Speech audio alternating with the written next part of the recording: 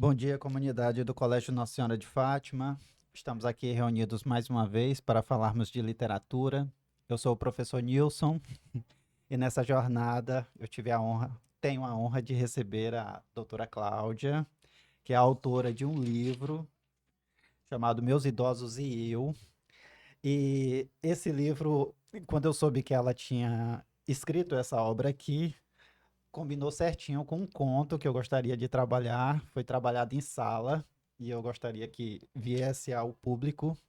Doutora Cláudia, é um prazer recebê-la. Igualmente. Ok. Ahn, Doutora Cláudia, o conto que a gente vai falar, né, que é Antes do Baile Verde, da Lígia Fagundes Telles, é uma obra-prima da nossa literatura. É um livro que tem 11 contos, aí dentre eles é esse, Antes do Uhum. Baile Verde. E quando eu li, eu me perguntei por que a escolha desse conto e não um outro, que é Venha Ver o Pôr do Sol, que é outro conto maravilhoso dessa obra. Mas depois que eu li e penetrei fundo na obra, eu entendi a escolha, porque realmente é uma obra espetacular. Eu gostaria muito de saber um pouco das suas impressões a respeito do livro e do conto em si. Do conto. Do conto. A primeira leitura, professor, foi revoltante. O meu sentimento foi de revolta. Sim. Porque eu fiquei impressionada com a. Eu não vou dizer frieza, porque eu não quero fazer um julgamento, mas com a indiferença de uma filha Uhum. que apenas pensa num episódio de baile de carnaval, Sim. quando o pai ao lado está moribundo, esperando apenas a morte chegar. Ok. Ótimo. Para quem não conhece esse conto, ela é uma história bem simples. É um retrato de um momento, de uma conversa entre duas mulheres que se passa ali num período de meia hora, 40 minutos, uma hora ali no máximo. Que é entre duas personagens, Tatisa, que é a dona da casa, e Lu, que é a empregada doméstica. Ambas de hierarquia social diferente, né, como ocorre nessas situações. Antes, uma conversa antes de elas saírem, elas estão se arrumando, se aprontando para ir para um baile, cujas fantasias têm que ser verde, por isso o nome Do baile do verde. conto, Antes do Baile Verde. Até aí tudo bem. O problema é que no quarto ao lado da dona da casa tem um pai que está à beira da morte. E existe um conflito na conversa entre essas duas mulheres se Tatisa, que é filha, deve ir ou não pular esse carnaval. A história é essa, e aí quem puder ler o conto para ter uma visão ainda mais ampla, porque aqui a gente vai discutir um pouco o posicionamento das duas. Mas seria muito interessante que você, em casa, depois pudesse ler com mais calma e ter as próprias conclusões, ok? Quando eu li em sala, doutora Cláudia, o, o sentimento dos alunos foi muito parecido com o seu. O de grande revolta em relação a essa filha, Uhum. que pensa muito no prazer carnal e pouco nessa solidariedade, empatia em relação ao pai que está moribundo. Por que que é revoltante? Por que que existe esse sentimento nas pessoas? Eu vou começar pelo biológico. Sim. Quando nós estamos no deserto, nas florestas africanas, que nós temos os leões e as girafas, e os leões têm fome, eles têm instintos. Hum. E eles não vão pensar se aquela girafinha ou se aquela girafa mãe tem girafinhas pequenas a criar. Eles vão na jugular, matam e comem. Sim. Isso é do animal. Um Nós instinto. somos humanos. Na minha cabeça, por sermos humanos, deveríamos transcender e saber renunciar. Isso é uma exigência pessoal. Então, se eu tenho um pai que me deu a vida, por mais que eu não tenha a empatia ou que ele não tivesse tido comigo uma relação positiva durante a minha infância, Na hora da morte, eu estou sendo pior do que ele, porque eu não soube perdoar. Ok, entendo.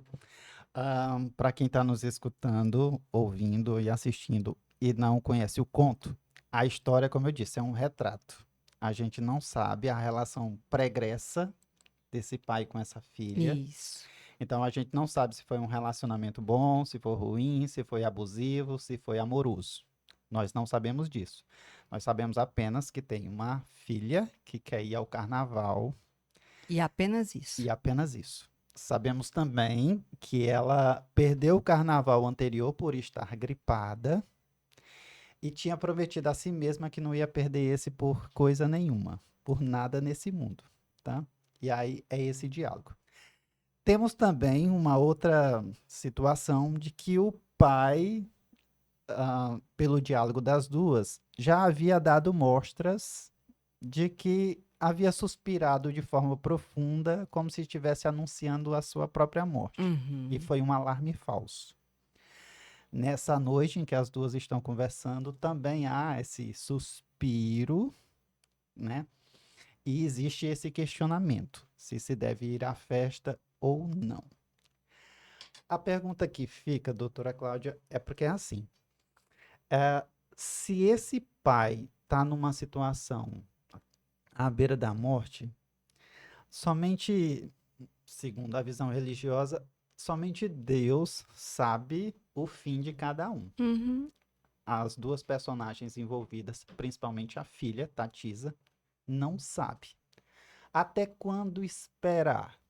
Uma pessoa que está nessa condição de morte, ela vai estagnar a própria vida, vai perder os seus vínculos sociais, vai perder o seu divertimento, ela tem que estar num processo de um luto de uma pessoa viva por quanto tempo? Então, esse conto nos faz refletir nessa questão moral, do próprio indivíduo, o quanto que ele deve olhar para o outro e o quanto ele também deve olhar para si mesmo, porque a vida de um está acabando, mas ela ainda está no vigor da própria vida. Quanto esperar? Ou a pessoa vai ter que abdicar da própria vida Quanto enquanto a esperar, situação. eu diria 77 vezes 7. Porque uma coisa que nós somos diferentes dos animais, lá da girafinha e do leão que eu falei, é empatia. Hum, Para mim, a culpa desse pai, se é que ele tem, é porque ele não ensinou isso à filha, porque isso é ensinado. Dona de casa, eu acho que ela não é. Ela é uma moradora. E esse conto reflete muito, professor, as famílias que nós estamos vivendo hoje, que são baseadas no prazer, na dopamina, como nós sim, psicólogos costumamos dizer, é o meu prazer.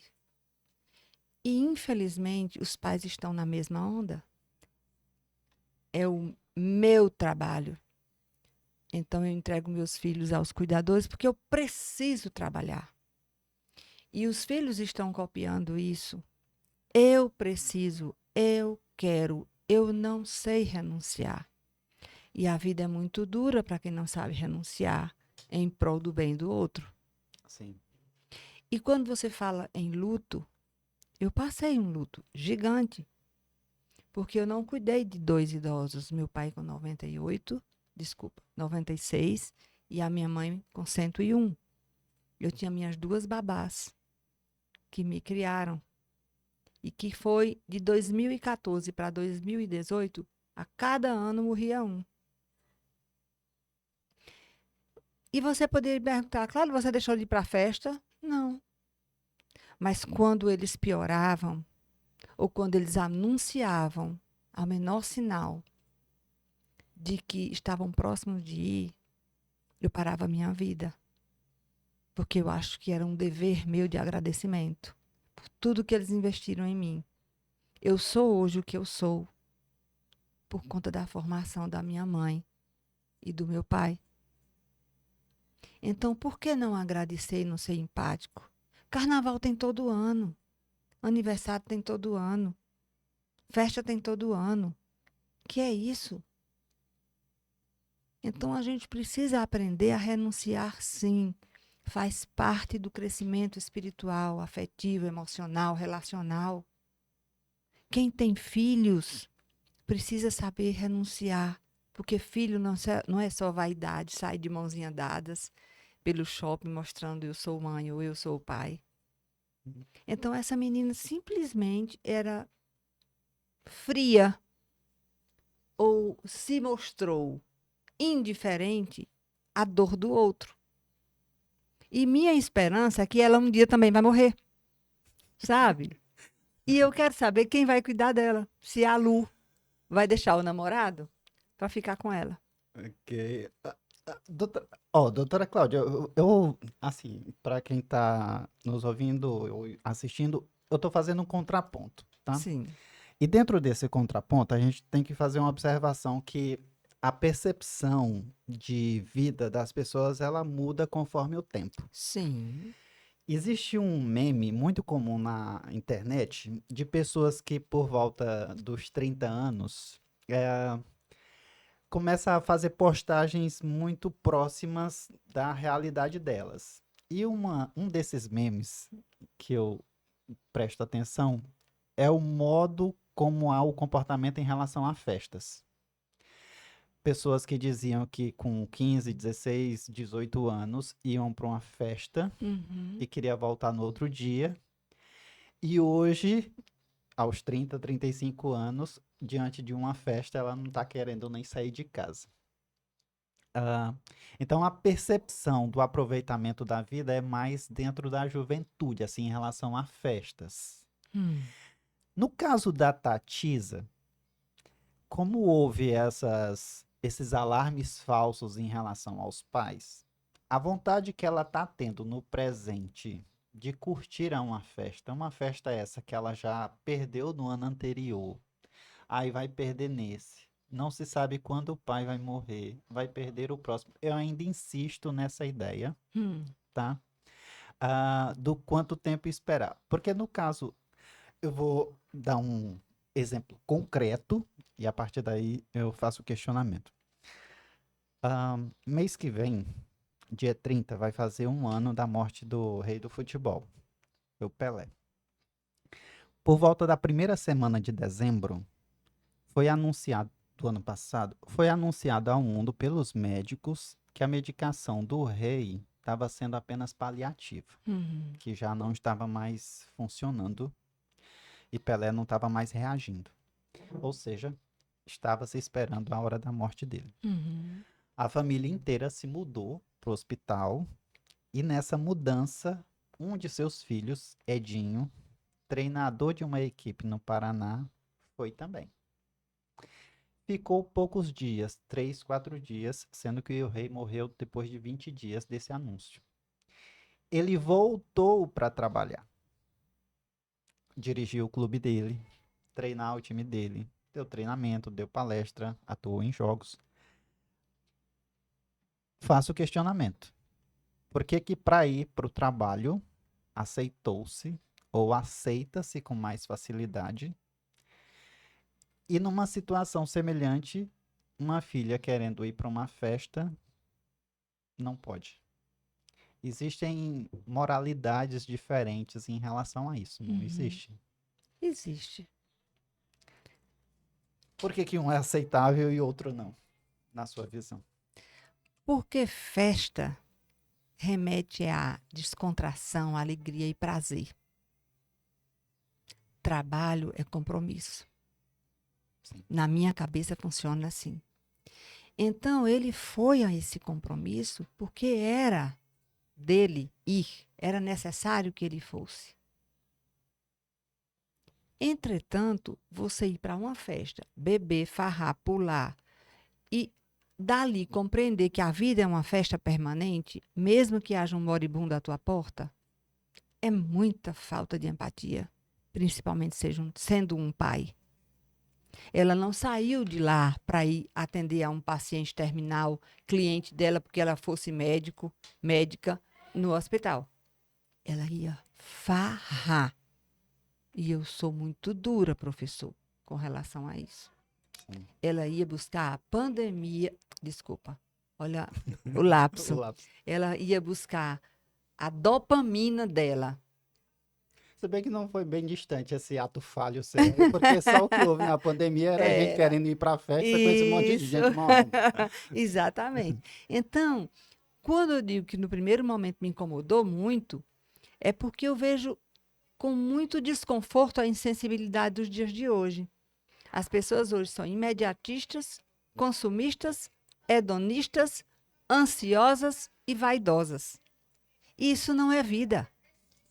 A vida é um passeio onde nós estamos aqui para crescer, para melhorar, para conquistar um lugar perto do Pai que fui merecedor, o que eu mereci. Então, se eu procuro só festa, festa, festa, festa, festa, festa, e o outro aqui morrendo na minha porta, em que é que eu vou crescer? Sim. E quando for um filho meu que estiver morrendo, eu também vou para a festa? E outra coisa que me chama a atenção, em nenhum momento do conto fala da profissão dessa menina, dona de casa. Eu não vejo ela como dona de casa. Eu não vi como dona de casa. Porque dona de casa, o nome está dizendo, a casa é minha e eu dou as coordenadas. Essa menina não estava afim de dar coordenada a coisa nenhuma, ela que ia para a festa de carnaval.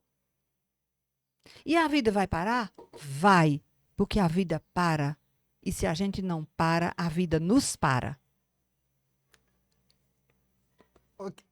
Ó, doutora Cláudia, eu vou fazer mais uma vez, eu vou insistir nesse contraponto, agora por um outro caminho. Hum.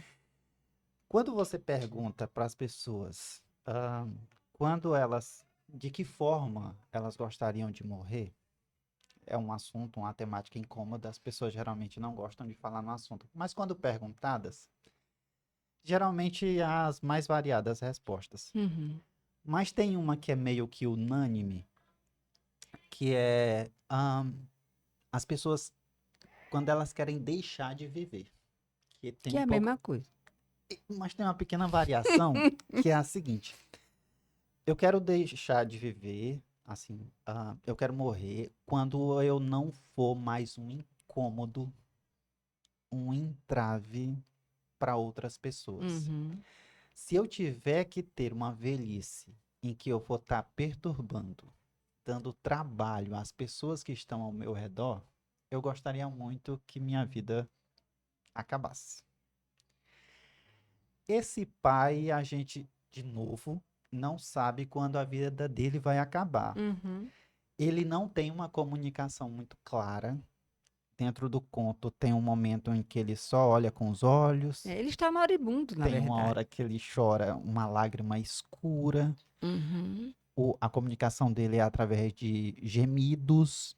Então, a comunicação dele não é clara. Para esse pai, será que ele não gostaria de comunicar à filha, vá viver? A minha vida ela já tem um fim pré-determinado e eu não quero atrapalhar a sua. Os meus 66 anos de vida, eu já vivi o que eu tinha que viver, eu já aproveitei o que tinha de Uhum. aproveitar. Eu não gostaria que você paralisasse a sua para que eu tivesse você aqui como minha babá, lhe dando trabalho. É outra possibilidade também de leitura. É claro que no conta, a narradora, ela conta essa situação da Tatisa, e são conclusões que a gente deve tirar. É Se do ela está nosso sendo, imaginário. se ela está sendo egoísta, ou se ela simplesmente está querendo aproveitar a vida. Então, assim, a percepção desse pai não poderia ser também, vá, minha filha. A gente fica olhando muito para a Poderia. Tatisa e sem Ou olhar para o então, pai. assim, ele poderia dizer: fica, filha, comigo, eu estou com tanto medo da morte. Eu não gostaria de ficar sozinho. Não podia? Poderia, poderia. Poderia ser assim. Poderia, sim. Porque a morte, ninguém gosta de falar sobre ela. Não. E ninguém sabe quando vai. É um tabu. Tem uma aula sobre Augusto dos Anjos que ele fala muito poesia sobre a morte. Nossos alunos É a ficam incomodados, única. se É. mexendo na cadeira. Ficam. É a única certeza que nós temos. Então ele não sabe quando vai morrer e nem ela. Porque só quem sabe é o pai. O Pai que está no céu é que sabe o meu dia. Então, ela podia ir para esse carnaval e levar um tiro. E aí? Sim. E nós, enquanto famílias, precisamos saber que uns precisam cuidar do outro. Não tem essa história de eu não quero incomodar. Eu falo muito isso. Tudo bem, a gente não quer. Até por medo de estar incomodando. Eu não gostaria de que o meu filho tivesse trabalho comigo. Eu digo o contrário. Eu quero ser cuidada pelo meu filho como eu cuidei da minha mãe. Não seria um gesto tão egoísta quanto a da Tatisa, não? Eu acho que não. Seria um dado de realidade. A minha mãe, professor, morreu nos meus braços no dia 2 de novembro de 2018. Nos meus braços, não foi em hospital, não foi com enfermeira. E foi o maior crescimento para mim ver a morte como algo tão poderoso, mas tão perto de mim. Quando ela deu o último suspiro, que eu coloquei a mão aqui na artéria e vi que não pulsava mais. Nem chorar eu chorei. Porque eu estava tão entregue àquele momento que eu agradeci a Deus por ter uma mãe durante 101 anos. Depois eu chorei tudo que tinha direito. E fui escrever para trabalhar o meu luto. Porque eu não tinha que reclamar. Tem gente que fica sem mãe no parto. Eu tive a minha 101 anos. Gente, isso é uma graça, é uma bênção. Então a gente tem que dar trabalho sim, porque a vida dá trabalho. Os seus alunos lhe dão trabalho? Sim, muito. Os meus clientes me dão cuidado, trabalho e preocupação? Sim. Então como é que eu quero que eu não dê trabalho ao meu filho? Eu não criei meu filho e eu correndo atrás dele? Dando grito, tirando da birra, cuidando de uma infecção de amígdalas, sendo hospitalizado, sei lá, tanta coisa. E por que que quando é velho ele não pode cuidar de mim? É um sofrimento? Sim, sim. É, a- doutora Cláudia, se a- pegando do ponto de vista literário, eu gostaria de fazer aqui algumas considerações, porque à medida que você lê o conto, se você lê só por descontração, assim, para passar o tempo, tem muita coisa que você perde ali. Uhum. Quando se faz uma leitura mais atenta, a gente vai observando que o narrador criou algumas estratégias, de julgamento, assim, Hum. aliás, vou retomar o que eu disse, não de julgamento, mas de entrelaçamento entre essa angústia existencial, esse conflito que a Tatisa estava vivendo, que não era bem um conflito, já que ela estava realmente querendo ir à festa. Isso, concordo plenamente. Mas assim, o narrador criou estratégias em que havia ao mesmo tempo os dois lados tentando chamar e atrair a Tatisa. Elas estavam dentro de um apartamento, o carnaval passava lá fora, com Uhum. música alta, então elas estavam Chamava. ouvindo, é como se fosse um chama. Isso. Às vezes elas iam até a janela e os homens passavam e davam uma Uhum. paquerada. Era Aham. outro chama. No entanto, a Tatisa, ela estava vestindo uma. Aí esse chama é como se fosse um convite ao pecado, né? Digamos assim, Isso. ao prazer da carne. Isso. Inclusive, carnaval vem daí. Isso. Carna... é, carnes levar-lhe, ou seja, Isso. deixar-se levar-se pela carne. Isso. Ah, e ao mesmo tempo, dentro do apartamento, a Tatisa ela estava com uma fantasia que a deixava como se ela estivesse dentro de um forno. Pode-se considerar uma metáfora de que aquilo que ela está programando fazer a levaria ao inferno. Pode.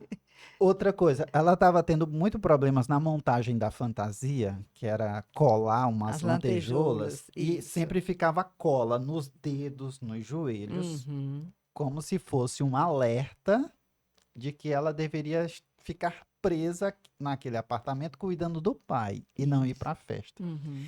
Então, são uma série de estratégias que o narrador vai fazendo para poder. Para instigar essa discussão. Isso. Aí tem uma que é a respeito do auto-engano.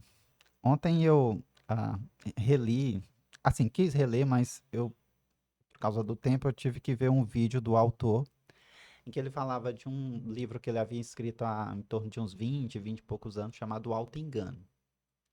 As pessoas o tempo inteiro vão criando estratégias não para enganar o outro, mas para enganar a si próprio, Sim. buscando justificativas, explicações, para dar uma certa moralidade, explicação e Não justiça sofrerem. para aquilo que elas querem fazer e não ficar sofrendo com aquilo, Isso. né? A Tatisa, em vários momentos, tenta usufruir desse auto-engano Uhum. para poder justificar ou explicar a ida dela ao carnaval. Eu não sou Deus. Isso. Você tá querendo que eu fique aqui? O que é que eu posso fazer? Ele é quem sabe. O médico deveria ter colocado, deixado no hospital. Ele não estava sendo bem cuidado lá. Uhum. Pra que trazer pra cá? Aí tem até uma questão de homofobia que eles chamam o médico, ela chama o médico de bicha, não sei o quê. Aí, mas aí é outro ponto. Assim, esse processo do auto-engano para tentar sofrer menos é um processo muito comum no ser humano, não é? Sim, é um mecanismo de defesa. É um mecanismo de defesa. Assim, não justificaria, não? Compreende-se, mas não se justifica. Eu digo, Explica, mas não justifica. eu digo muito assim. Hoje a nossa vida está muito difícil, porque, como você bem falou, o mundo está o tempo inteiro chamando para a dopamina, para o prazer, para fazer só o que eu quero fazer. E eu, pela profissão que escolhi, pela vida que levo, costumo dizer assim: a vida é um grande passeio, lindo, que nesse passeio eu preciso aprender a viver, aprender a conviver, aprender a renunciar, aprender a amar. E amar não é fácil porque é um sentimento muito nobre. E tudo que é nobre é difícil. E para isso eu tenho que ter uma coisinha chamada autoconhecimento. E se eu não desenvolvo o autoconhecimento, ou em psicoterapia, ou num trabalho junto à espiritualidade, bom, a estratégia sou eu que vou escolher. Eu vou sofrer muito mais, porque eu vou usar esses mecanismos de defesa para ficar me justificando de atitudes disfuncionais, eu diria assim, diante da vida. A senhora não percebe isso como um julgamento moral? Não, eu percebo isso como uma limitação emocional. Ó, Segurem aí o raciocínio. hum, Eu vi a diferença. Não, tá sendo, vai ser editado. Certo. Foi Beleza. alguma coisa aqui. Tá bom. Aí. E aí o raciocínio, pelo amor de Deus. Agora tá legal. Não tá? Pronto. Aí existia e ainda existe um programa chamado Provocações na TV Cultura. Programa que está ao ar tem uns 30 anos ou mais. Sim. Atualmente tem um outro apresentador, mas ah, até uns 10 anos atrás era um apresentador chamado Antônio Abujanra. Todo convidado que ia lá, no final do programa, ele fazia a mesma pergunta: Uhum.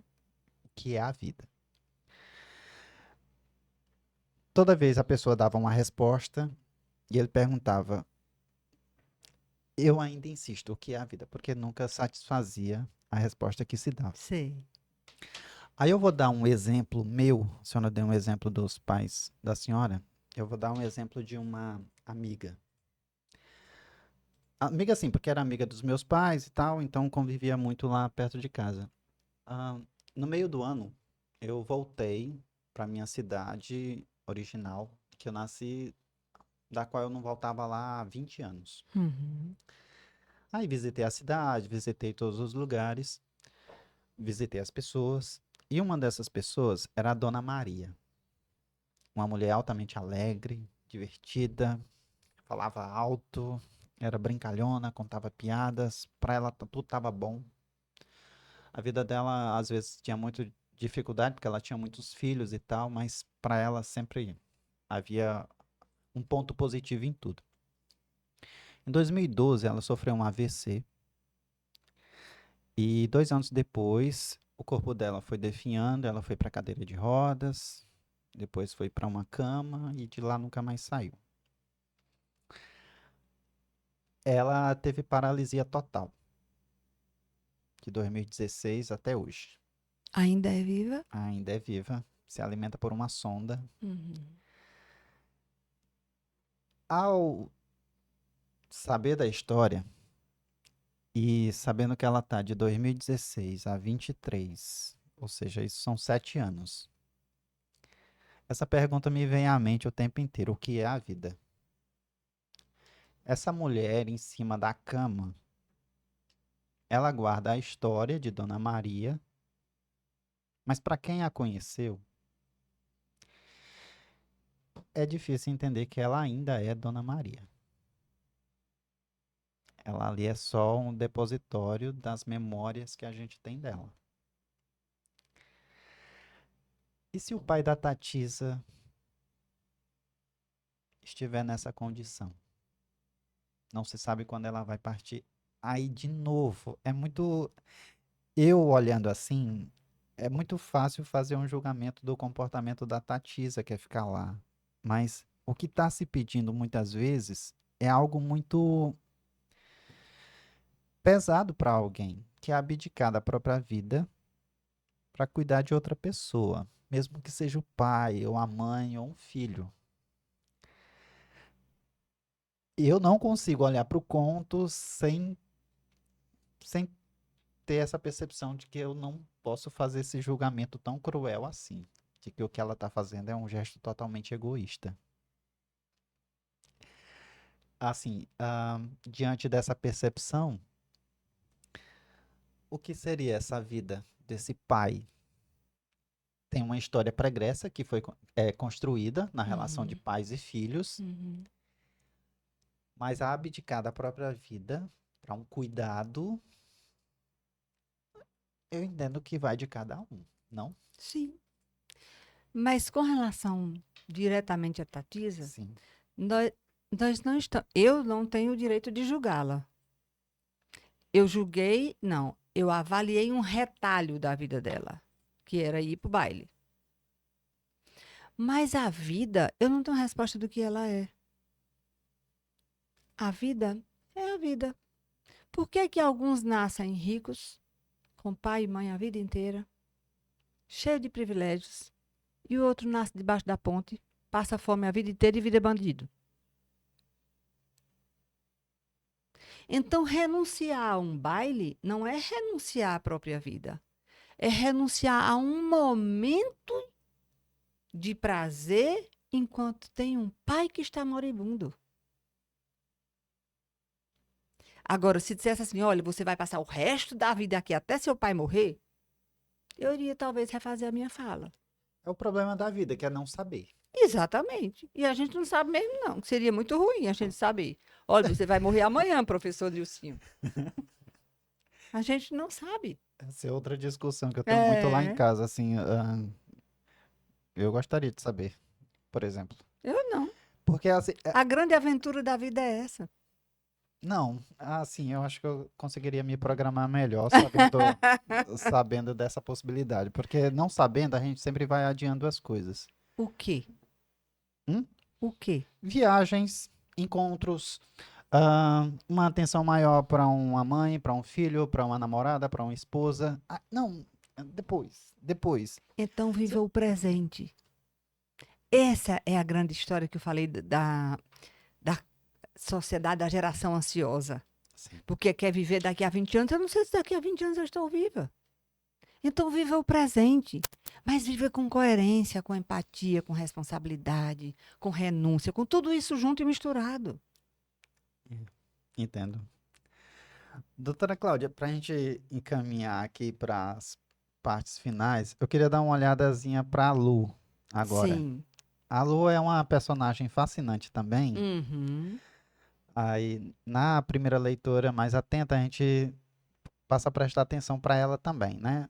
A Lu é uma personagem um pouco complexa, apesar Da da simplicidade. simplicidade do conto ali e tal, e da própria vida dela, que é, tem uma hora que a Tatisa tenta, entre aspas, comprar a Lu para tentar amenizar a culpa dela e ela poder ir ao baile. Lu, pelo amor de Deus, cuida do meu pai hoje, eu não tô te pedindo muito Isso. não.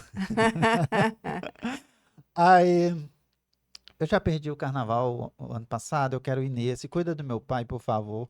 Aí tem uma hora que a Lu diz assim, hoje não. Ela coloca um limite muito claro, apesar de Isso. a gente perceber que ela é uma empregada doméstica explorada naquele ambiente, né? Tem uma hora que ela bota um limite, não, hoje não. Hoje nem se fosse o meu pai, Tatissa. Tá ouvindo? Nem se fosse o meu pai, hoje eu Ela ficaria. enfatizou. Isso. Você leu como uma atitude de hipocrisia ou de hipérbole, de exagero, De assim na. hipérbole.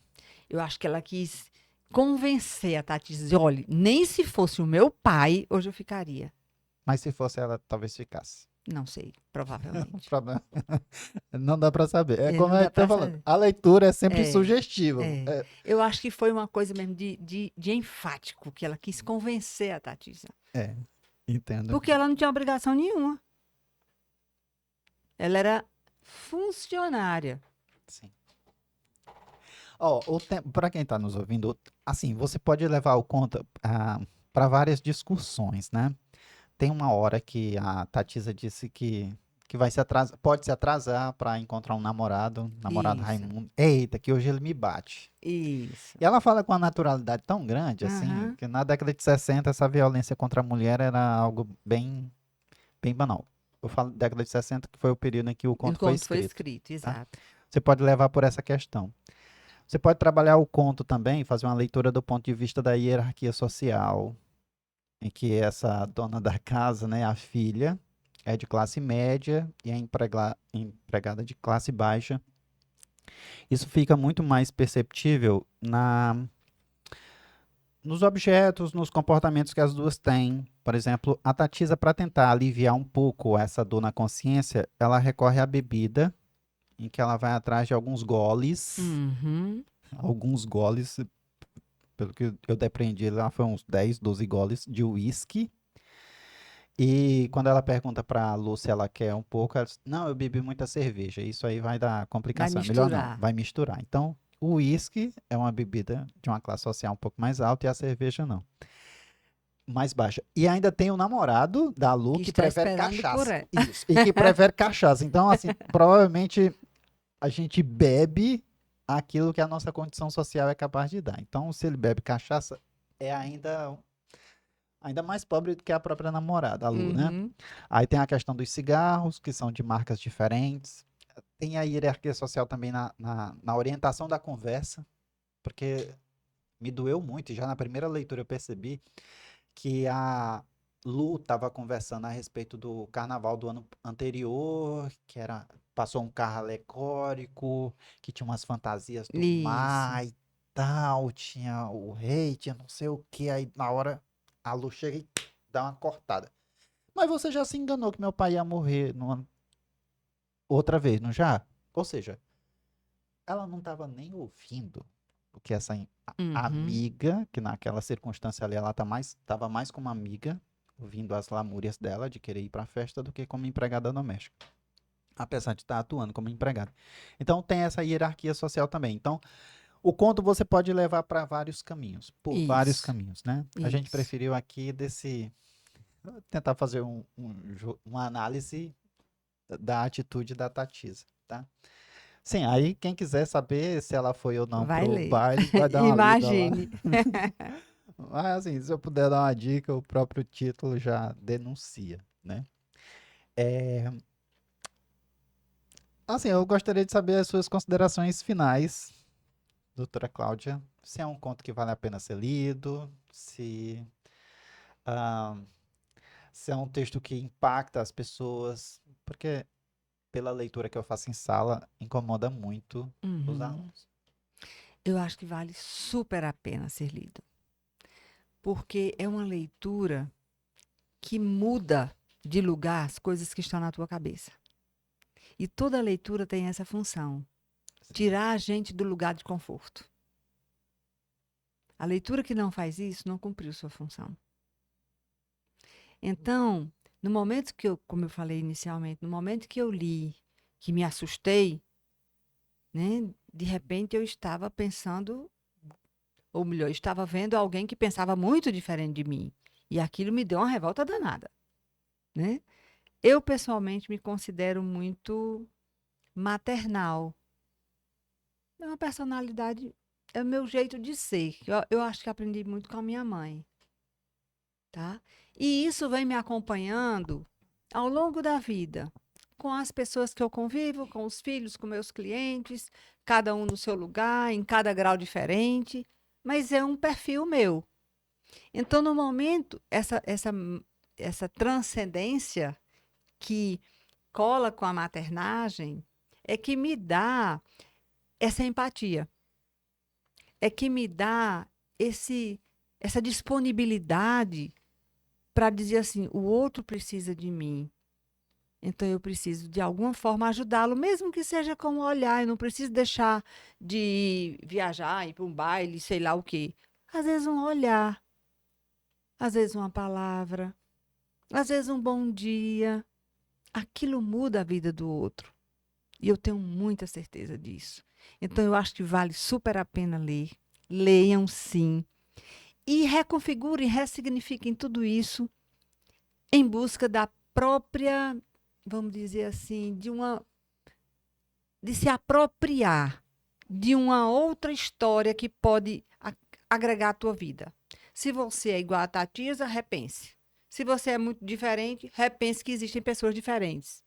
Procura não julgar, mas você tem o direito de não aceitar, De nós. Exatamente, né? exatamente. Ah, da minha parte, eu gostaria de fazer um último comentário a respeito do conto, que é o seguinte. ah, Durante a leitura é preciso ficar muito perceptível que, apesar de estar à beira da morte, não há uma clareza muito grande de que essa morte vai Está acontecer. iminente. É, está iminente. E tem uma passagem que eu achei interessante que me relembrou uma outra passagem de literatura também, que é o momento em que a Tatisa diz que quando a Lu foi ver o pai, ela estava sem os óculos, Isso. né? Aí eu lembrei muito de um poema do Drummond, que chama-se Carlos Drummond de Andrade, que chama No Meio do Caminho tinha uma pedra.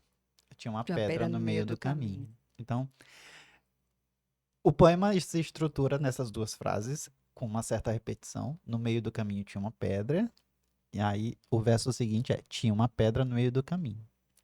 A interpretação que se dá é que, ah, numa frase, é uma pedra enorme que você não consegue transpor, e na outra é uma pedra pequena que você consegue passar.